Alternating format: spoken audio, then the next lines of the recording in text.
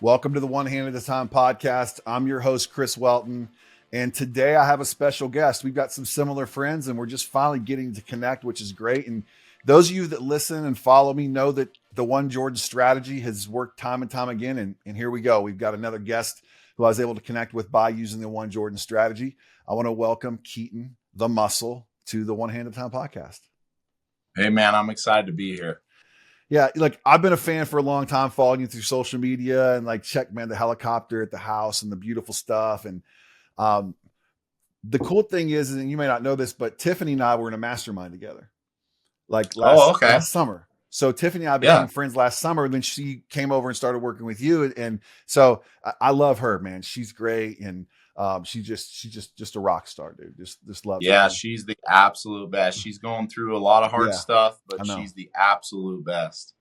She's just good people. She came up to me the first night of the event before people got there and just started talking to me. Like that's just who she is, right? Just came up, we started Yeah. out a conversation and we hit it off ever since then. But I've been a fan of you through social media, seeing all the things you're doing.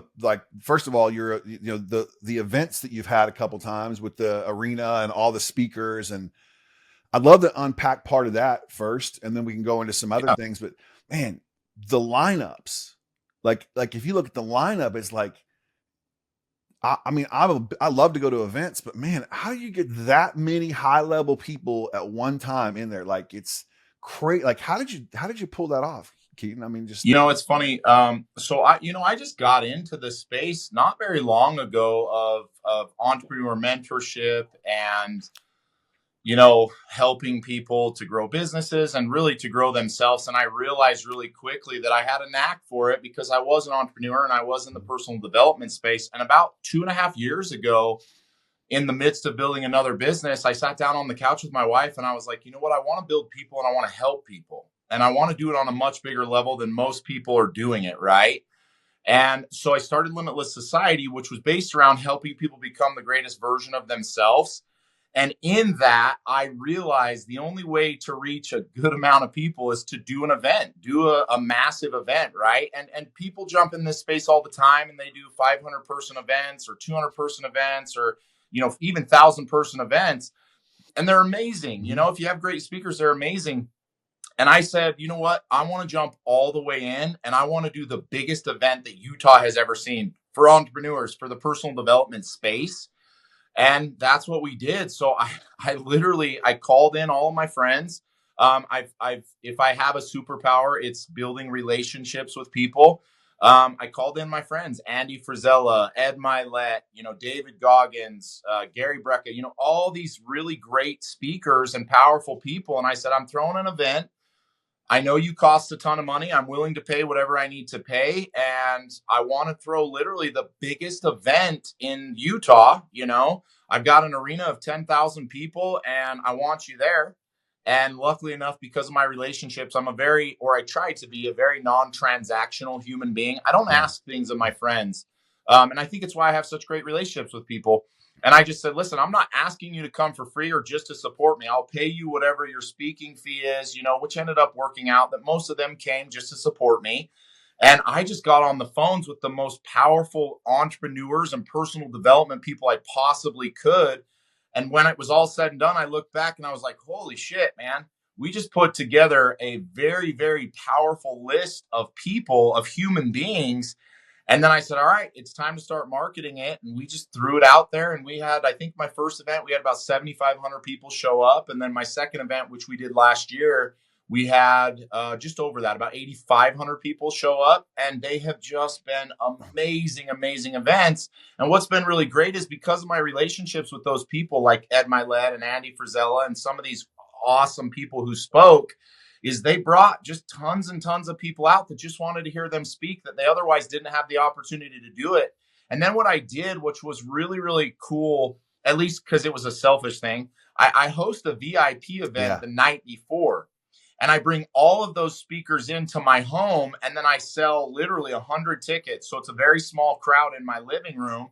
And I even had Ludacris come out and perform at my house. And it's this cool little VIP event where no one's teaching, no one's speaking. You're just rubbing shoulders with some of the greatest individuals on earth. And that's what I wanted to really cultivate. And so we do those VIP nights the night before, and you can literally come and hang out with people like David Goggins for 4 hours and just shoot the shit. And so that's kind of how I got into it. And I just said, you know what, man? I don't want to do anything small. I want to do things big. Like, that's just what it is. And this is what it's going to take. It was a big investment. It was a big risk, but it paid off, man. And the events were amazing. People's lives were changed. Lots of people joined Limitless Society. It was really, really cool. And I fell in love with it. And so it's pretty much what I'm going to be doing. I own a lot of other companies, but this is what I'm going to be doing the rest of my life. Yeah. I love first of all, I love the risk that was taken there on that, because I know it was expensive. I know it was a big risk, a big bet. You know, I was in the corporate world for a long time, and I got to the point to where it's like 10% of the people wanted to grow, 90% wanted to check. That's just what it was. And I'm 52, almost 53 years old. Right. So like, I wanted to spend the rest of my life creating a big impact on people. And I had to go find the people that wanted to be impacted. And that's why I got in that personal development space as well. And I look out and I see this event you're running. I'm like, holy cow. Unfortunately, both times I had other speaking engagements. I was going to be there. Like, it was on my radar to be there. And I had other things that I had to do. But the Limitless Society, some of the stuff I'd read about it, you have over 1,000 members now. We actually have about 2,800 members now in the Limitless Society. That's amazing. You know, I was part of Arte Syndicate for a long time. I was in with those guys for like 4 years. And not from an egotistical way, but I just felt like I outgrew it. I felt like I'd gotten everything I could. They were doing the same stuff over again. I'm a student of the industry. So when you tell me something or teach me, I go do it. You don't have to tell me again. Right. So like, you know what's so cool about that? And I don't even mean to interrupt you, but I think this is so dope. That's the point. What you just said, that's the point. I think a lot of people hear you say that and they go, oh, you're too good. It's like, no, dude. We put these together so that you can grow to a certain level of the human being that you want to be. And then when you outgrow what we're able to give you, you would go to something different and something new. And dude, you're dead on. And I don't know how many people listen to this, but people that are listening, like, these groups aren't for you to become a groupie. Yeah. They're for you to come and absorb information that has made me successful, that has made me happy, that has given me all the fruits of the success. And when I've given them to you, the next step is to go take action, do them, and then level yourself up to a new level. And that's beautiful that you even said that. I don't mean to interrupt you again. I think that's really dope, because a lot of people are like, I go to every group, I go to every event, and no matter what, I'm always there. It's like, dude, you're not doing anything with it. You've got to do the stuff that they've given you, and they want you out. I don't want people to stay in my group forever. I want them to become the greatest version that I can make them, and then move to something that makes them even greater, if that's possible. Yeah, that's the way I am with my clients. I tell them very clearly when they come in, my goal is to coach you at such a high level that I can't coach you anymore. Like one of the most powerful coaching lessons I ever learned was with my youngest daughter, who is 25. So yeah, that's right. I talked about, I have a 15-month-old son. I have 32, 25, and 15 months. So, but my 25-year-old daughter was an amazing softball player, like really good. And I got to a point to where I couldn't coach her anymore. And I learned a valuable lesson because I wasn't good enough. I coached her to that point that I couldn't coach her anymore. Yeah. So I think that when you tell people that come into your community, my goal is to get you so good that you need to go find something else. You need to move on. Yeah. And that's the way I've built my whole coaching business, is just like, that's the plan, is for you to have that call with me. Hey, I'm not breaking up with you, man, but I appreciate what you've done for me. It's time for me to find somebody else to take me to the next level. That's really powerful. 100%. Yeah. Yeah. And I love that you said that. And I just think it needs to be identified, because I think there's a lot of people in the space that become addicted to the space and not the growth. And when you become addicted to the growth, then as you grow, you do get rid of things that were at the level that you were once at, right? And that's coaching groups, that's mentoring, that's events, that's programs, that's systems, that's education, all of those things. I mean, it's the same thing in school, right? When we get done at first grade, we move to second grade and third grade and fourth grade, because the stuff being taught there has given us sufficiently what we need to get to the next level.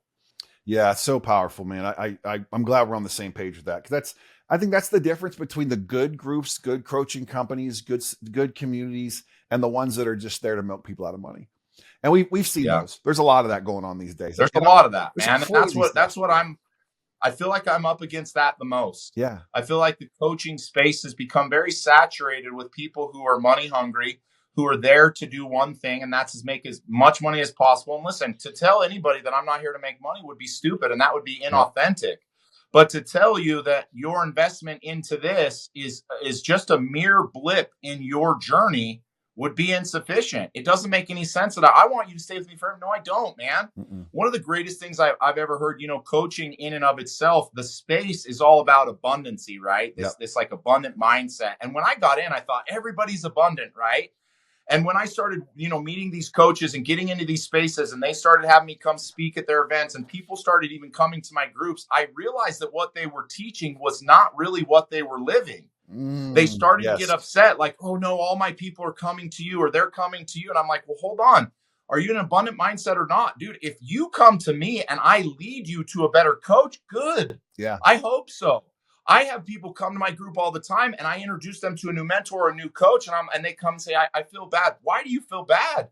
It was just the journey to get you to where you want to be. And there's so much inauthentic coaches out there that aren't living in that abundant mindset. And I'll tell you, and this is one of the things I told you earlier, the reason I create such good relationships is because my relationships live in an abundant state all times. There's never scarcity mindset in anything. And anything that I do in my programs is to create in you abundancy. If I'm not living it, how can I teach you to create it? And I started to see that when I got into this coaching space. A lot of coaches, oh, I want you to be abundant. I want you to be abundant. And then all of a sudden, those people come to me or go to a different coach and they get pissed off. And it's like, dude, we're not here to compete against each other. No. We're here for one purpose. We want to make human beings a better version of themselves. And if I can serve them or you can serve them, then go right ahead. That's what I want. Dude, it's so refreshing to have a conversation with somebody like this. That's the same way I feel. Like, I mean, I feel the same way. And because I think that's the only way. Like, if impact is your goal, like you want to create better people, then maybe it's not about the competition with the other coaching company. It's about what we can do to make people great. And dude, that's so refreshing. I love that. I figured that was going to be how you were, just because Renee and I are so tight. Like, and Renee spoke super highly of you. So I just, and Flex is my guy, man. I was in a mastermind with Flex for a couple years, and just like, man, that dude, like, we have such great conversations. Anytime I'm in Vegas, I'm always with him. Like, he's first class. But, so one of the things I read on your bio I didn't know about. Tell me about the Dirty Dough franchise. Like, tell me what's the muscle in Dirty? Like, how's that going? So funny enough, the reason I'm in this space is because of what I've done in my life. I'm not here because I want to be a coach. I'm here because I've done things wrong, and I've been an entrepreneur for, it's been 15, 16 years. I've built or bought 45 plus companies. Currently, I own 7 as of yesterday. I started a new company yesterday. But Dirty Dough was just an opportunity where they came to us and they said, we'd love to have your help. We'd love to have you help us go to the next level. And I said, I'm willing to invest. I want equity. And I ended up buying into it. And since then, it's actually been acquired, and it's been a really great thing. But it literally is just a company that I acquired and then I have ownership in. That's about as simple as it is. Because, it's funny. I'm 6'3", about 275. I'm a pretty big guy. And a lot of the companies I have are so all over the place. When I was 25, I had a plastic surgery clinic. When I was 27, I had 2 dental offices. I owned an energy drink company, a hard money lending company. And people look at me and they're like, why are you in that space? Same thing, the Dirty Dough. Why are you into the cookie space? Listen, I'm in one space. I want to make money. I'm an entrepreneur. I want to build things that make money. And as Cody Sanchez often says, it's usually boring companies that make you money. And also, it's companies that you may not have any interest in. Don't be so stupid and so singularly minded that you're like, this is what I want to do, and this is the company I'm going to start. No, find what will serve you and what you can do the best in. And when you do that, you open up to, I could start this company, I could buy this company, and it has nothing to do with any of my interests. But I'm not here to be of interest. I'm here to make money. I'm an entrepreneur. I want to make money. And ultimately, that's how it's been. And Dirty Dough was just one of those companies that I saw a great investment to buy in ownership in. So when you come in that place and you buy and have ownership, do you get into the leadership side of it too and teach the practices that you're teaching to other people? Like, is that part of it? Yeah, depending on the business that I acquire and how much I'm vested into the business. So I spend the majority of my time doing one-on-one mentoring with people to help them ultimately to build their business, to build their leadership, to build their marriages, to build, their parenting, really to build themselves, right? I live and die by the principle of Jim Rohn. You should work twice as hard on yourself as you do on anything else, Yes. right? And so when I come into a company, whether I buy it, whether I buy into it, or whether I start it, listen, I'm not the infrastructure guy. I'm not the CEO. I'm not the CPA. I'm not the general manager. I'm overseeing all of it, which means as the leader, I must create leaders and I must build leaders to ultimately grow that company. So anything that I look at now, if I buy it, acquire it, build it, whatever it is, I'm always at the very top saying, if I cannot create leaders, I cannot build this company accurately Mm. or effectively. And that's what I do with everybody, whether I coach them in their space, whether I buy the company and I want to help the company grow. It all starts at the top with culture and leadership. And that's what I focus on, and sales. I do a lot of sales training. That's really where I put all of my efforts in anything that I'm doing in my own space of entrepreneurship. My question too is, you're building, like, just curious, has it ever crossed over where you're building a company and you're coaching a guy and you go, wait a minute, this guy I'm coaching should be the guy that's running this other company? Like, Absolutely. That's actually, we talked about Tiff earlier on in this mhm. call. I actually started, funny enough, I went to junior high and high school with Tiff. I've known Yeah, her forever and that's what ever. she said. Yeah. And about a year ago, she came to me and said, I really need some help and I want your mentoring. So we started mentoring. Mhm. And I realized really fast that she was an operations person. She was a systems person. She was an organized person. Now, in anything I do, that's my flaw. I'm not organized. I don't do operations. I don't do the small shit. So I'm always looking for people like that. And funny enough, after us mentoring for about 4 months, I was like, you know what?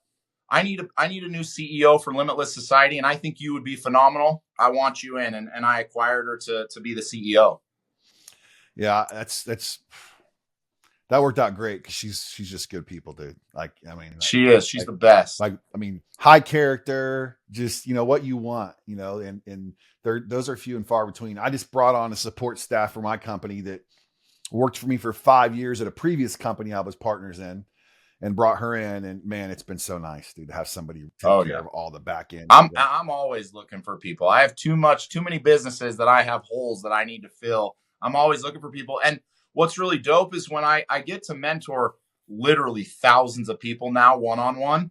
And anytime I see someone who is really adequate in their abilities and their skills that I can implement in any of my businesses, I always offer that. And what's so cool is I'm really big on offering a job, but offering an opportunity. And my opportunities always consist of ownership in the business. So, Mm. same thing with Tiff. I said, listen, I want you to be the CEO, but I want to give you ownership in this. And I want to give you the ability to grow in that ownership.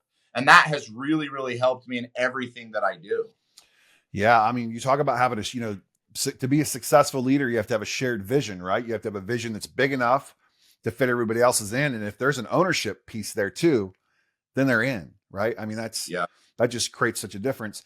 When did you figure out that, like, so what was the first business you ever built? Let's go back to that. What's the first one you ever built?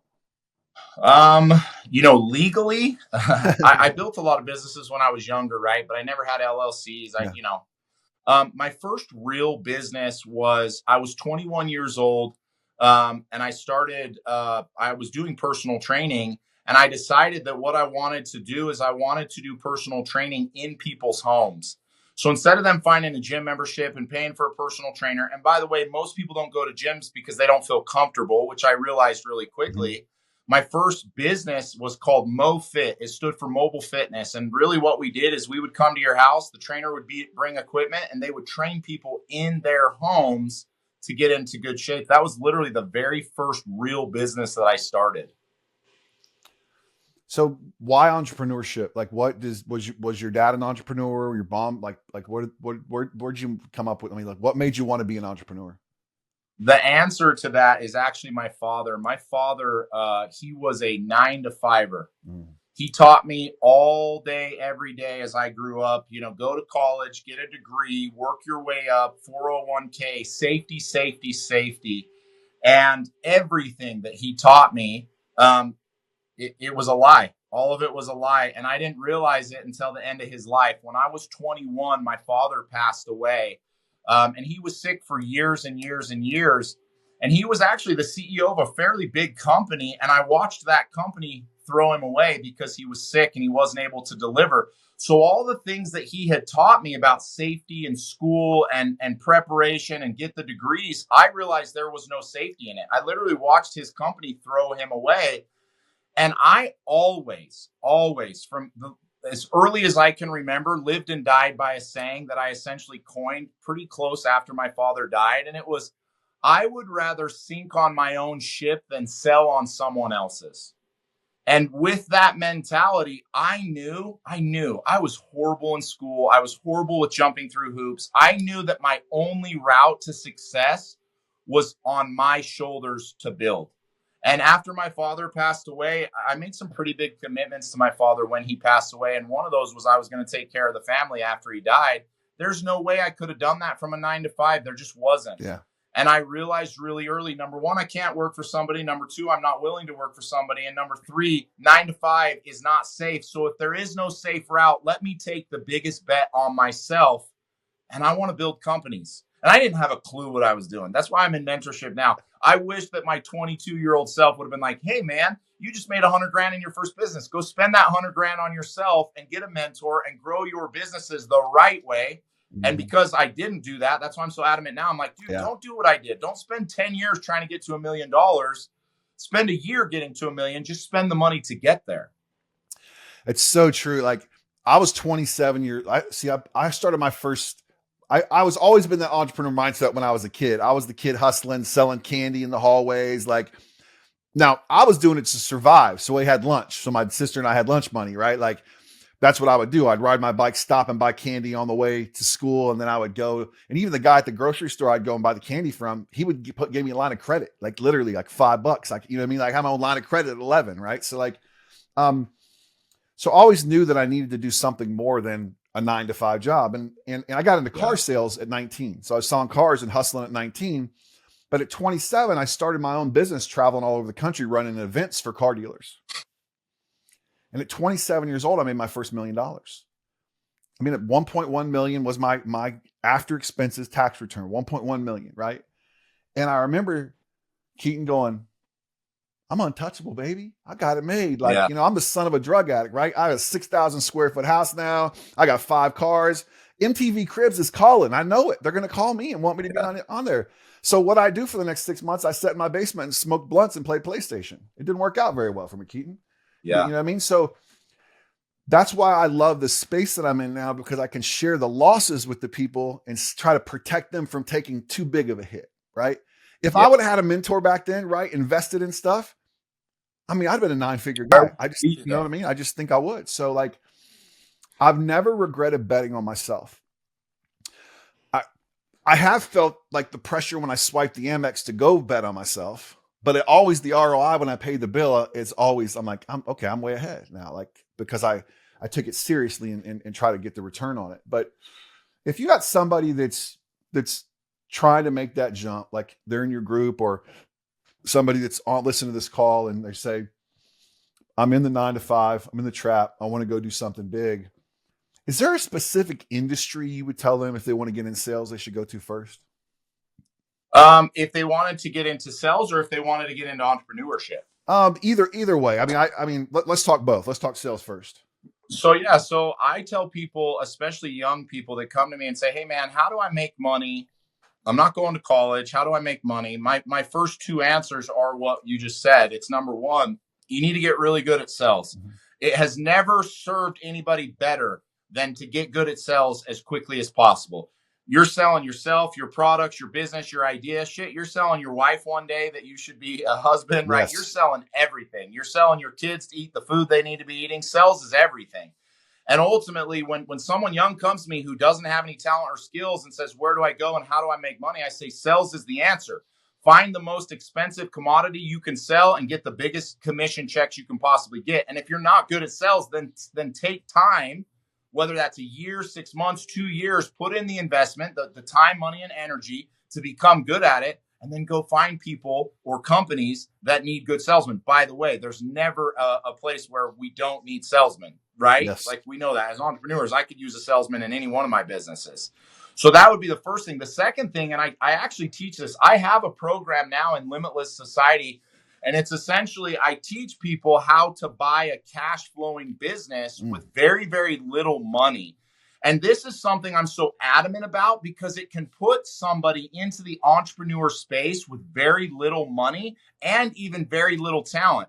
If you can identify a business that's already shown in history that it's profitable and they're interested in selling that business, you could step into a profitable business, identify where your skills are that could make that revenue go up. You can buy that business and day one start cash flowing that business to put money in your pocket. And again, it's the one thing I lead with people. I'm like, listen, I don't care if you're 9 to 5. I don't care if you're a salesman. I don't care what you do. Every human being should be looking for a cash flowing business that they can buy, structure a deal, and make that cash flowing business put money in their pocket today and then grow that thing. Because it's already shown that through structure and time that it works. Why start a business if you can go find one that's actually working? So that's my advice to people. Yeah, I agree. The sales, sales saved my life, right? Learning how to sell is the most powerful tool I could ever have. And my wife is a 12 on a scale of 1 to 10. So I'm a hell of a salesman. I'm a good closer. Brad Lee did not teach me how to close. I closed before I met Brad Lee. But but you're so right on that. And I was on a group call earlier, coaching some of the people I have on one of my group calls, and we were talking about call reluctance. Why aren't we making the phone calls? And I think that's the biggest struggle for a lot of people when they're first in sales is the fear of rejection and picking up the phone. Yeah. If someone comes to you today and they say, Keaton, I really want to do it, but man, I just have a hard time making phone calls. I know this sounds like a cop-out, but it's always the simplest answer.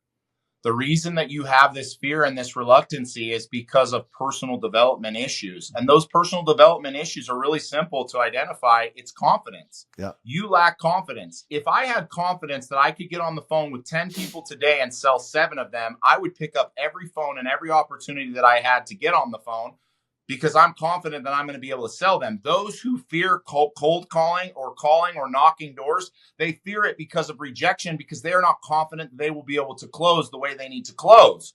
So I would go all the way back to the beginning of the problem. The problem is you. It's not that you fear that.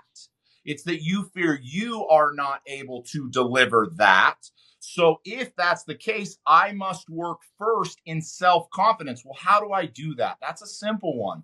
The greatest form of self-love and confidence is discipline. If I realize that and I need to build self-love and confidence, I would realize that the smallest disciplines equate to the greatest outcomes of changing that. So if that's the case, then this is a simple recipe. Everything I say I'm going to do, all the way down to I'm going to brush my teeth every morning, I'm going to make my bed, I'm going to get there on time, I'm going to go to the gym, I'm going to eat the right food, I'm going to show up, I'm going to say this. All these small things that most of us say, oh, I said I was going to do it, I'm not going to do it. If you start doing the small disciplines, you build self-confidence. When you build self-confidence and you're confident, you no longer have a fear that you are not able to deliver.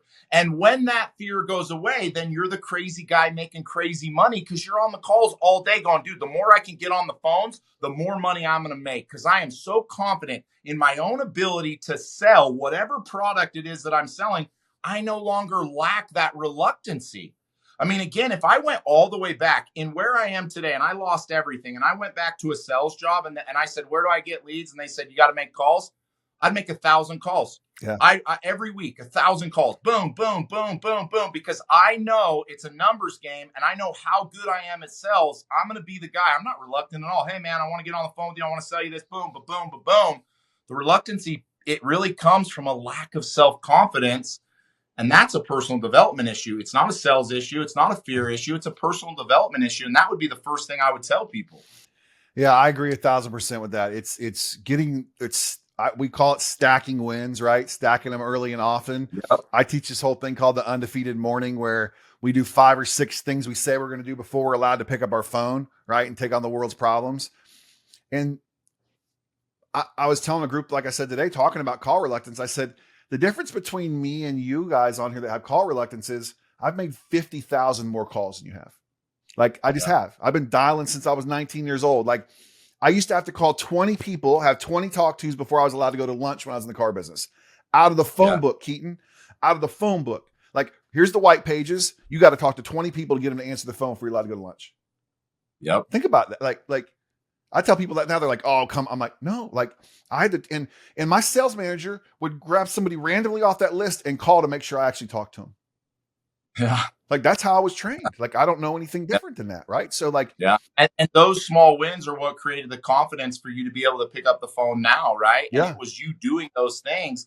And again, there really is only 2 routes. You either decide that you're going to commit to the disciplines that you say you're going to do, or you do what a lot of us did early on because we didn't know that route. We went, I'm just going to put in the work. Yeah. I wasn't confident when I started knocking doors, but I'm going to knock 100 doors whether I want to or not. And after 100 doors, I'm going to get better and better and better and better. And after 1,000 doors, that confidence thing goes to the roof. You're not going to say anything to me that I haven't already heard. You're not going to tell me a no that's going to get me upset because I'm just looking for the people to say yes. Yeah. And I feel like when somebody does say no, I'm like, okay, well, how can I get better than that? Like, what can I learn? Right. What's that little nugget that I could do better on my next call, right? Or my next door knock or whatever that is. So no, man, that's, I get frustrated when I see people that aren't willing to put in the work, but they want to talk the talk and say, I want all these great things. And I'm like, you can have, and this isn't just like, this isn't a soundbite. You can have whatever you want in this country if you work hard enough and understand sales. Like you just 100%. can. Like if Bradley was on here right now, I'd say, look at Bradley. What's so special about my man, Brad? Like I love Brad, but what's so special about it? He's a salesman. Yeah. Like he's an ex-car guy that just has absolutely crushed it. Right. Like, and he puts the work in. Too many people want the results without the work. Right. And that's the biggest problem, is that at the end of the day, with all the education and all the tools and all the systems and all the powerful shit that we share with people, none of it matters if the work doesn't get put in. It's funny, man. I spend a lot of time, coaching and teaching. And I'm also the first person to say, maybe it's time for you to stop learning and start doing. Like people say, well, what books do you read? Don't read any more books. What podcasts? Don't listen to any more podcasts. Don't go to any more events. Start doing the work, man. You keep trying to learn how to sell and you're not willing to actually go out and sell. And that's the biggest problem with people. And that's what I learned really early on. I told you I started companies that I didn't have a business for. When I was 18, I literally was like, I need to make money. And you know what I'm going to do? I'm going to go take a spray can and some stencils. I'm going to start knocking on doors and asking people if they want the address on their curb, literally. And I would just say, you know what, man, depending on how much money I want to make is how many doors I'm going to knock. And I'd go through, I'd knock 25 doors a day. I'd sell 10 of those people. I'd make $500 a day. I'd do it for 3 days. And I'd be like, all right, I made $1,500 because I was willing to put in the work. I had no education. I had no tools. I had no systems. I had nothing, but I was willing to put in the work. And I think one of the greatest messages you can say to somebody is this: you should focus on failures and stop trying to go around failures. You're learning so much that you're like, oh, I've learned so much, I don't want to fail. Bro, the route is failure. The only reason I'm successful is because I will fail 99 times faster than you'll fail 1 time. I'll make 99 mistakes before you make 1 mistake.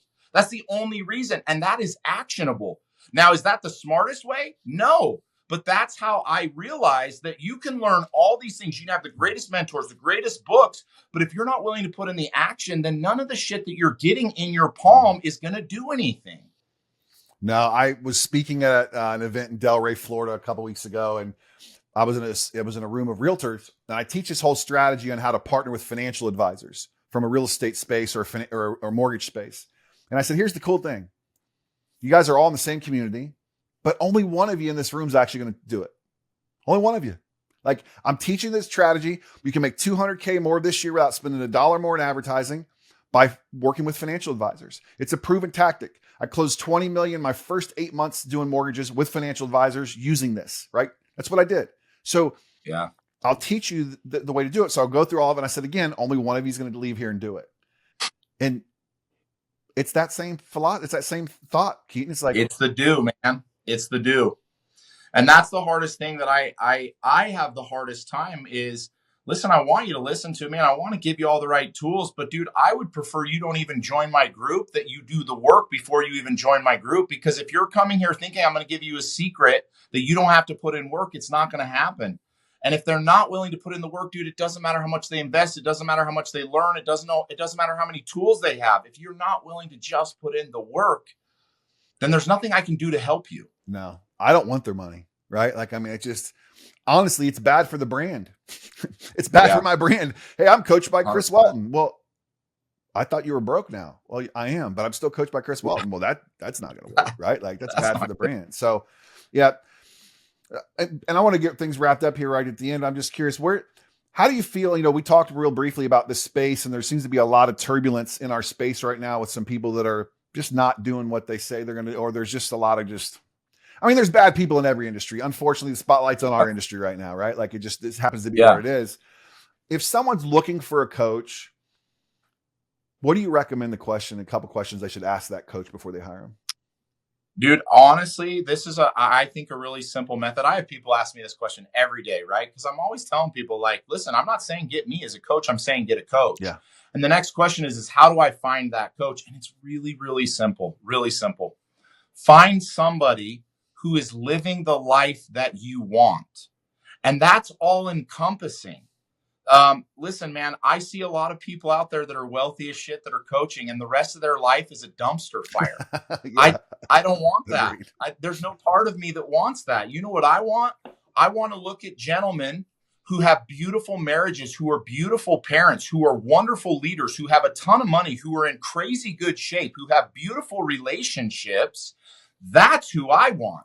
So then the question should be asked, is that lifestyle the one that I seek? Because what I'm asking you for, what I'm going to be paying you for, is how to get that lifestyle, how to get that life.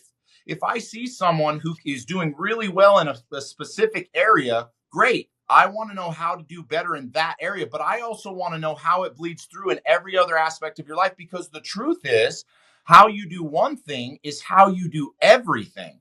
So if you try to tell me that you're disciplined and you're making a shit ton of money and you're a fat slob, I'm not going to want to listen to you. And I definitely don't want to mentor with you. One of the greatest things you could ask when looking for a mentor is, does that person have all encompassing the life that I seek? And that's as simple as it can be. You don't need any other pre-qualifying questions. You know, like, dude, is he living that way? I don't need to look at somebody's life and say, I wonder how much money he makes. I can tell through his lifestyle. Yeah. I don't need to look at somebody in their marriage and how they post on social media to know that's a beautiful marriage or it's not. I don't want that. That's a really good leader. And here's the other thing. You should also be very studious with your interactions. When you hire a coach, how do they interact with you? No matter what you've seen on social media, no matter what ads you've seen come your way that they're coaching you, how do they interact with you? I spent some time, and I won't say names, I spent some time with some pretty well-to-do coaches, and I remember going to dinner with them. I went to dinner and we had some great conversations. And in those conversations, it was all about, we got to be the best. We got to do all these things. We got to become better, yada, yada, yada, yada, yada. I wasn't listening to any of the conversation. You know what I was doing? I was studious of what they did and how they interacted with me, everybody at the table, the waiter, all of those things. And even in that moment, I remember very specifically stepping back and going, I noticed that they're very condescending to somebody that they don't think is on their level. And I realized, dude, I don't want to be around these people. I don't want to be coached by these people. How you treat the janitor is how you should treat the CEO. Yeah. And again, I even watch those same coaches. How do you treat your children? How do you treat your spouse? How do you speak about people? You know, you can get real quickly in a circle of people and see the energy of what's being spoken. Is it negative? Is it imbalanced? Is it all over the place? Or is it always positive energy? Is it powerful? Is it inspiring? You sit here and you say, you got to surround yourself with great people. You got to have this positive mindset. You got to be abundant. And then you spend 5 minutes with them and all they do is bitch and complain and talk shit and talk about how horrible, blah, blah, blah. It's like, dude, you're not even living what you're coaching. Mm-mm.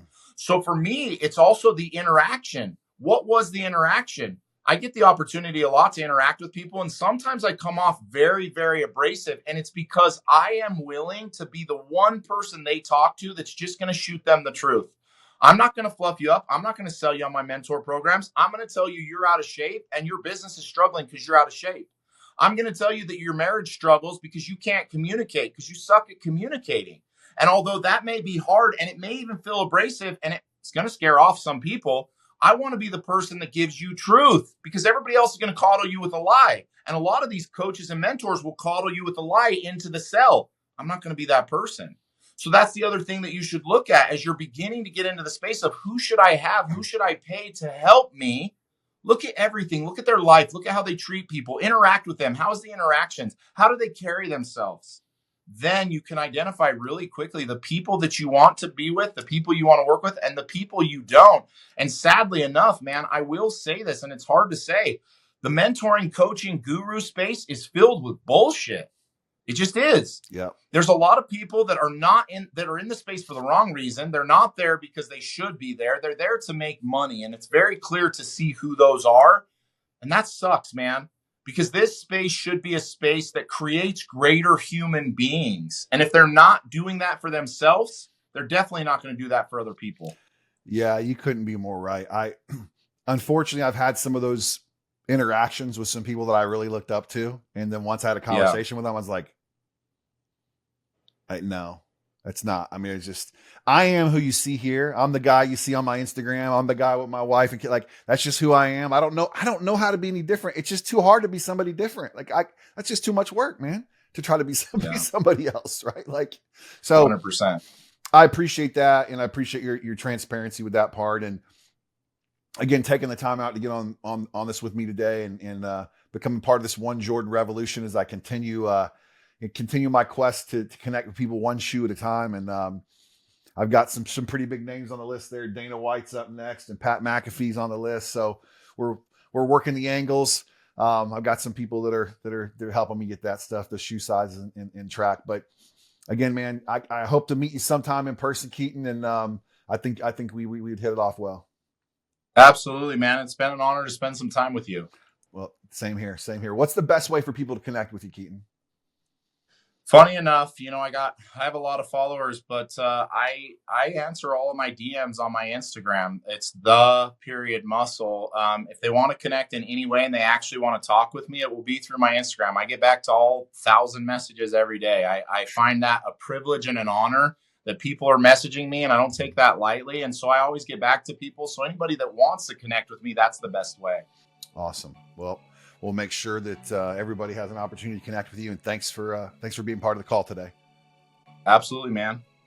Thank you for listening to this episode of the One Hand at a Time podcast. We hope you enjoyed the episode and were able to take away something that will help you elevate your career, business, or just your personal life in general. If by any chance you would like to take your journey even further than just this podcast, then please consider going over to chriswelton.live and potentially scheduling a time to work with Chris to develop the steps to help you get to the next level. If you also are interested in learning even more about Chris Welton, then please visit his Instagram or YouTube channel, One Hand at a Time. There are weekly uploads giving you a true glimpse at his life and all of the motivation and knowledge that he has to offer. Again, thank you for listening, and we hope to have you back on the next episode.